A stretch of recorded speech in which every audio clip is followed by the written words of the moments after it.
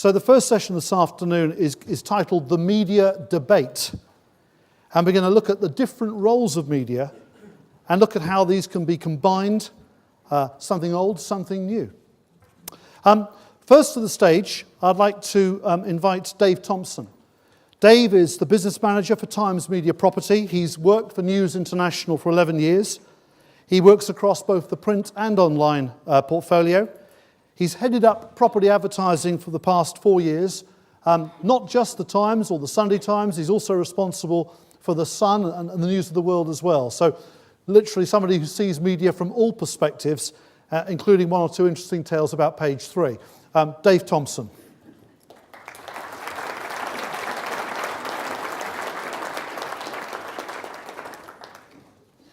Next, I'd like to welcome Nick Leeming. Nick is commercial director of Zoopla. But Nick's more than just that. Nick is the man who actually founded the first property portal in the UK. And Nick received an award at one of our events previously, a Lifetime Achievement Award, for actually setting up a property portal in the first place, having the vision to do it and to do it so expertly well. Today, he's commercial director of Zoopla. He's a qualified chartered surveyor. He was a practicing estate agent for over 15 years, so he does know a few things about our industry. Will you please welcome Nick Leeming?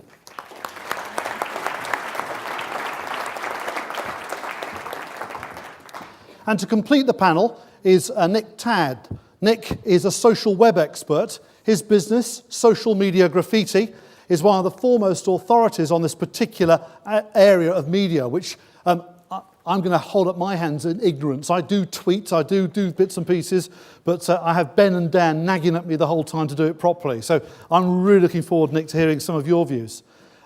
Nick, I've done a bit of research about you. I've noticed you've got 13,500 followers on Twitter.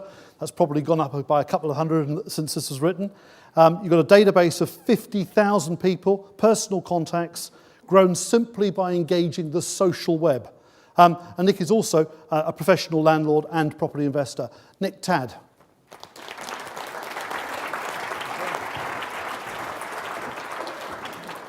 Now, once again, I wanted an absolute expert and authority to ask the right questions to these three experts. This particular estate agent I've known for a number of years. He runs one of the best franchise networks in the UK, the Experience Franchise Group, part of Legal & General. Mike Stoop has been in the business for more years than both he or I would care to mention or think about. So would you please welcome to the stage the man who's going to host this panel of experts, Michael Stoop.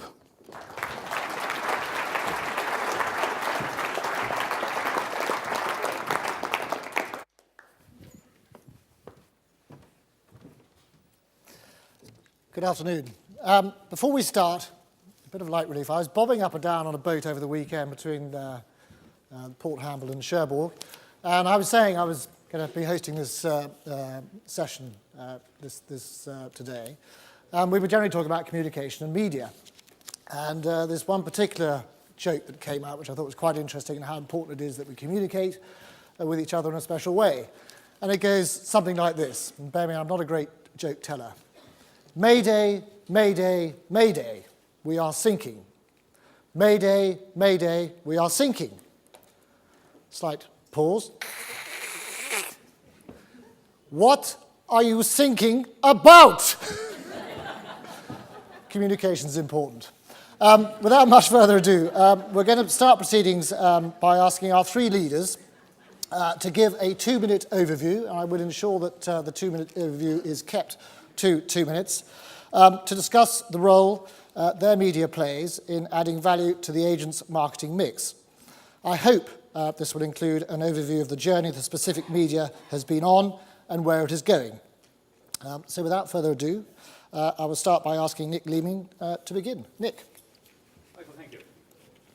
There can't be many people in this room today that will question the fact that over the last 10 years, probably one of the biggest changes we've seen in our industry has been the almost wholesale adoption of the internet for both business and marketing purposes. At Zoopla, our figures show that 86% of home hunters start their search online. Google say that that figure is closer to 90%. The Advertising Association figures show that advertising spend online overtook in 2008 print classified and print display advertising. And in 2009, it overtook television. It is a very fast-moving market, and I know the rentals market has also seen a lot of change over the past decade. Now, private rentals account for 12% of the UK housing stock, having grown from 8% the earlier part of the decade. You are in a fast-moving market. There is need for immediate access to information, which is not suited to long print deadlines. If you're to survive in this sector, therefore, you need an effective internet strategy. And that strategy has to address two particular points. One is that it's very expensive to build an effective brand presence online for the medium and small-sized businesses. Two, that the tenant has a preference to come to an internet site where a wide range of rental stock is available. So, for yourselves, you therefore, as I say, have to have an effective internet strategy. For our clients at Zoopla, through a combination of our own sites and our partner sites, they have exposure to over 70% of the internet users in the UK in any 1 month. So while some may question the future of print as part of your future marketing strategy, there can be no question that the internet is the way forward. It is through the property portals that we give you full exposure to your rental stock, and through that by introducing people to both your brand and to the services that you offer. So my message to you here today is very simple and very loud, that when you invest your marketing pounds, go where the landlords and the tenants are, and that is with the property portals. Thank you very much. Thank you, Nick. Moving on, can we now ask Dave Thompson to give us his 2-minute overview? Sure. Well, the Times, Sunday Times, as I'm sure you know, both are well-established titles and both leaders in the print marketplace. We are fully aware that the web is around now and it's an ever more cluttered media landscape. So because of that, News International has invested millions and millions in refreshing the products and also marketing them to the new audiences. We recently spent £500 million on new presses, which should see us through at least the next 30 to 40 years. And indeed, we now hold some prestigious contracts printing other publications as well. Times and Sunday Times really offers you an opportunity to catch people at various points in their week. Bricks and mortar in the Times, obviously it's on a business day, so you get people in a very working frame of mind, so good for the investor in the buy-to-let market. Sunday Times catches people in a completely different frame of mind, because Sunday is the day to relax, to catch up, to share the paper with your family, and certainly both of them together give you a good audience of high established people.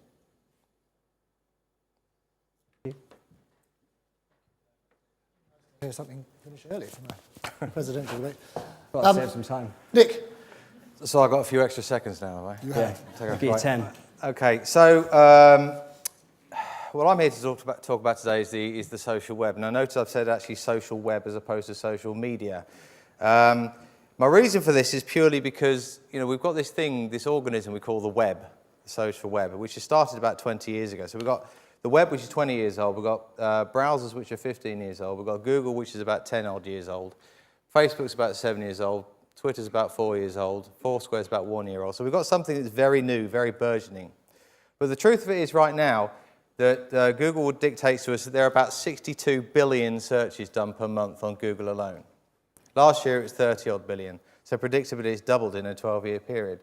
70% of these search patterns are turning up what could be described as Web 2.0 sites, so some form of social interaction sites, whether that be blogs, Twitter, Facebooks, YouTubes, etc., etc. So over 70% of all the search patterns used by your potential clients, whether that be landlords and or tenants, are actually looking into these social sites. The question therefore is, are you being found on these sites? So I would argue by not actually integrating the social web patterns into your marketing mix, if you like, then you're less than 50% effective by utilising the web. So that's my belief at the moment. Thank you, Nick. Right, we've now heard from our 3 presidential leaders. I've now got some questions to put to you, and we'd be very interested to hear your replies. If I can put the first question to Nick Leeming, what percentage of an agent's marketing spend should be spent on your specific media? You've got to answer 100%, haven't you? But actually, in reality, I think I would say... Can you be serious, please, Nick? I think in reality, our research, as I said during my brief 2-minute opener, shows that 86% of people start their property search online. So my argument would be that you should be committing 86% of your marketing spend online, although I think in fairness, that online should embrace both your own websites, your pay-per-click strategy, your search engine optimization strategy, and your portal presence. So my answer is 86% divided between those three elements. And how, Nick, would you spread that, as it were, marketing spend over the various portals, say? Again, Zoopla, obviously, but I think in reality, I'm a great believer in having a spread of presence online, and I think that's the way that most businesses now address their online strategies. So I think it would be wrong not to be covering the main three sites. I think each individual geographical area and subsector would also have specific sites that they should embrace. Lovely, thank you. Dave? You stole my first comment on that one, I'm afraid, because I would have said it 100% myself. But realistically, you know, it's a massive marketplace out there. Certainly, I mean, I'm fully aware that for the lettings market, maybe online is a better platform for a quicker turnaround. I think we've heard from people today about growing the market and what your strategy is to grow that market. And I think with anything where you're trying to grow, you've got a brand, and you've got to look outside of the places that will give you that quick investment to get your brand message out there and attract new people. So for that, I would say you should put about 10 to 20% with print media. And Dave, have you seen marketing or lettings gaining momentum now in the Times and the Sunday Times? It's certainly picked that up a little bit, but mainly with the smaller agents, we're seeing more lettings come back in. But it is predominantly still resales. Thank you. The other Nick? Right, just to be awkward, I'm going to say you don't need 100% with the social web, because Facebook doesn't cost anything, does it? Only your time. Twitter doesn't cost anything, only your time. Blogs don't cost anything, only your time. What it dictates is your opinion. Having said that, the other thing that the social web would bring to the table is what we call user-generated media impressions. In other words, if you tweet something out or if you put something out onto the web and lots of other people went, oh, that's good, I like that, retweeted it, reblogged it, whatever you want to call it, befriended it on Facebook, whatever, then you're going to get everyone else doing the work for you, the marketing buzz for you. So user-generated media impressions. If you're going to go down that route, in which case then you're going to have to put some form of budget towards an understanding of which direction you want to take your company into. So on one hand, there is going to be a spend that's needed to get the ship rolling, if you like. On the other hand, once it's done that, or once the ship is rolling, your spend actually decreases just time just to keep it in motion. And Nick, are you saying that this will be forever, that Facebook and the like won't charge? Or may there be a time when... Will Facebook charge? I don't know. I've got no idea. What do you think? The interesting thing, just to bring to top that question off, is if you put a blog out there, or a tweet, or a Facebook, whatever you want to call it, a YouTube video as such, how long does it stay there for? In perpetuity. It never disappears. So that's got to be of interest, because if you track forward 3 or 4 or 5 years, depending on how much material you wish to put up there, or you can put up there, given that your actual direction on the social web, then it stays there in perpetuity. So your marketing spend might be something today, but it stays there forever, doesn't it? So that changes the game entirely. Okay. Interesting. Moving on, next question. Within lettings, there is a need for agents, and we've heard a lot of this today from various commentators, to appeal to different types of landlord, for example, professional landlords and amateur landlords. Can I ask, Nick, how would you suggest your media is able to capture these different audiences? Well, straight away, the simple and easiest way to answer that one is specialist interest forums. There are many forums out there for the professional landlord, and indeed the amateur landlord as well. I run one. I have a forum for the amateur landlord because I am one myself. That's right, amateur, maybe slightly professional, but I have one myself. So there are many places that you can go onto specialist interest forums. So I would argue, the only caveat I put with that one is you can get sucked into these forums. But then indeed, if that's where your potential next client is, then it's time well spent, I would argue. Thank you, Nick. Dave Thompson, your view?